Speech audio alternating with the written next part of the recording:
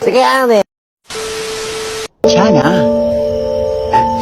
괜찮아요. 괜찮아. Oh, hi. Wait a minute. Who are you? Oke. Perkenalkan, Budiono Siregar.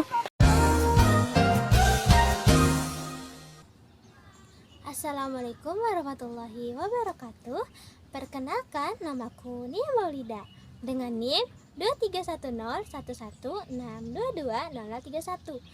Aku dari Prodi Pendidikan Bahasa dan Sastra Indonesia.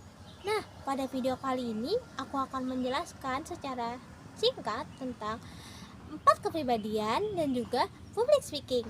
Kalian pasti bertanya-tanya, apa sih 4 kepribadian itu? Apa sih public speaking itu? Nah, pada video kali ini aku akan menjelaskannya. Jadi, jangan lupa ditonton sampai akhir ya. Yang pertama akan kujelaskan adalah 4 kepribadian manusia. Perlu adanya pembelajaran untuk memahami kepribadian manusia itu. Di buku Personality Plus dijelaskan tentang memahami orang lain dan juga diri sendiri. Ada 4 kepribadian yang dibahas di dalam buku ini. Yang pertama ada koleris, yang kedua ada melankolis, dan yang ketiga ada sanguin, dan yang keempat ada pragmatis. Nah, yang pertama akan dijelaskan adalah koleris. Yang pertama ada koleris. Koleris itu termasuk ekstrovert. Mereka lahir sebagai pemimpin dan tidak mau dipimpin. Selalu ingin ada perubahan dan selalu ingin mengoreksi kesalahan. Cepat mengambil keputusan, suka kebebasan dan juga suka mengambil keputusannya sendiri. Mereka selalu fokus ke target orientik saat bekerja dan selalu melihat gambaran yang paling inti. Mereka juga tipe orang yang sangat suka menyuruh, selalu mengerjakan berdasarkan apa yang mereka pikirkan dan juga tidak suka berorganisasi. Mereka itu tidak perlu teman ataupun partner. Mereka itu selalu benar. Jadi, jika mereka menjadi orang tua, mereka menjadi orang tua yang strong. Nah, orang-orang ekstrovert ini pasti selalu optimis. Ada melankolis. Nah, melankolis itu emosinya lebih suka memikirkan sesuatu dengan perhitungan analisis. Mereka itu jenius, memiliki bakat dan juga sangat kreatif. Suka dengan kesenian dan musik. Mereka itu anaknya sangat seni banget, idealis dan juga sensitif. Tapi di dalam pekerjaan harus terjadwal. Mereka itu juga perfeksionis, peduli dengan detail. Dalam pekerjaan dia juga lebih ekonomis. Pasti menyelesaikan apa yang dia lakukan dan pasti menyelesaikan apa yang dia mulai. Menyukai diagram dan lain-lain. Mereka juga terhati-hati dalam memilih teman. Sebagai keluarga, mereka termasuk orang yang hangat dan juga termasuk pesimis. Yang ketiga, kita ada sanguin. Sanguin itu orang yang secara emosi dan personalitinya itu unik, banyak bicara, dan mereka menyukai pesta atau sesuatu yang meriah. Mereka itu humoris dan juga polos, mudah mengingat sesuatu tapi dengan warna. Dalam bekerja, mereka sangat suka bekerja dengan sukarela, tetapi selalu berpikir dalam pekerjaan, tidak mau kegiatannya itu aja. Mereka itu kreatif dan juga sangat antusias, mudah berteman, dan salah satu orang yang sangat dicintai semua orang. Tapi jika mereka menjadi orang tua, mereka adalah orang tua yang sangat menyukai anak-anak. Keempat, kita ada pragmatis. Pragmatis itu orangnya humble, hidupnya tidak berubah-ubah, setuju dengan sesuatu yang menyenangkan. Mereka itu kompeten, mudah setuju dengan apa yang diberikan. Misalnya, kamu ingin ini, mereka setuju saja. Gitu. Nah, mereka juga menjadi penengah dalam suatu permasalahan. Suka menjadi pendengar yang baik, suka berteman dengan siapa saja, dan orang tua yang baik. Jika mereka menjadi orang tua, tidak pemarah, tetapi mereka itu pesimis. Selain penjelasan tadi, kepribadian itu juga memiliki negatif dan juga positifnya. Seperti koleris yang memiliki sifat positif, berkemauan keras, independen, produktif, tegas dan juga pemimpin. Tetapi ada sisi negatifnya juga, seperti dingin dan cepat puas diri, ceroboh, pemarah, dan juga kejam.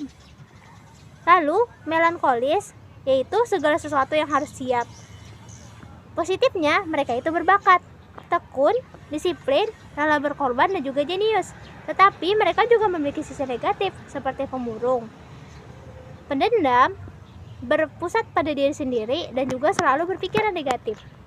Lalu ada sanguin, yaitu yang penting happy.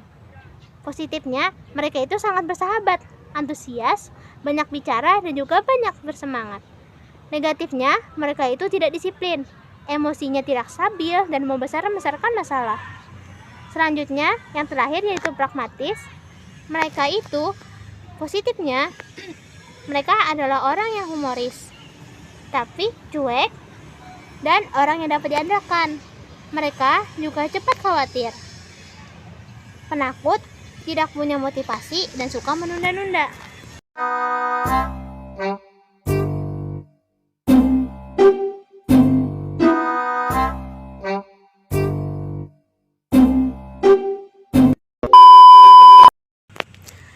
Selain penjelasan 4 kepribadian tadi, selanjutnya aku akan menjelaskan tentang apa itu public speaking. Public speaking itu adalah berbicara di depan umum.